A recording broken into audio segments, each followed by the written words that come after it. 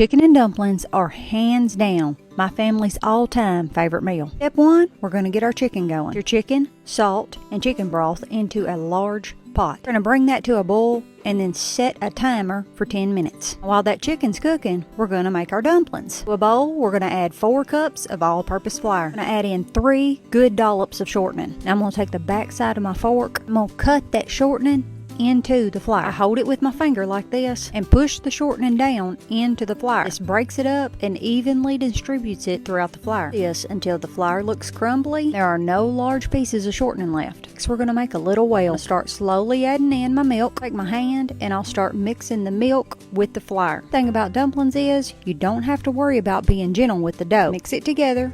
Add your milk a little at a time till a dough ball forms. So I'm going to flour my surface and then turn my dough out. Then I'm going to knead it just a few times until a smooth ball forms. Flour the rolling pin and roll the dough out until it's real thin. Alright, now I'm going to use a pizza cutter or a knife to cut it into small squares. See right here how thin my dough is. Rub all the dumplings and place into a clean, dry bowl. When the 10-minute timer goes off on the chicken, I'm going to add a half a cup of butter and cover. Once it's melted, I'll remove the top, give it a good stir, add 2 tablespoons of seasoning and 4 more cups of chicken broth. Now once that comes back up to a hard simmer or a light boil, I'm going to start adding in the dumplings. Just going to drop them right in there, a couple at a time. Now it's important not to really stir these. You just want to kind of poke them down in there. Once all the dumplings are added, I'm going to give them a good poke and then I'll top it. Turn your heat down on the stove so that it's at a steady simmer. I'm going to let it cook like that for about 30 minutes. Every once in a while I'll check on it and make sure that the chicken is not stuck to the bottom, and I'll give the dumplings a good poke. After about 30 minutes, remove the top, which will cause the liquid to thicken. Now we want to keep it cooking at a low simmer. Be sure and keep your eye on it because you're going to need to stir it so that it does not stick to the bottom. The thicker it becomes, the more likely that it's going to stick to the bottom. So be careful. And while that's thickening, be sure that you cook you up a mess of biscuits.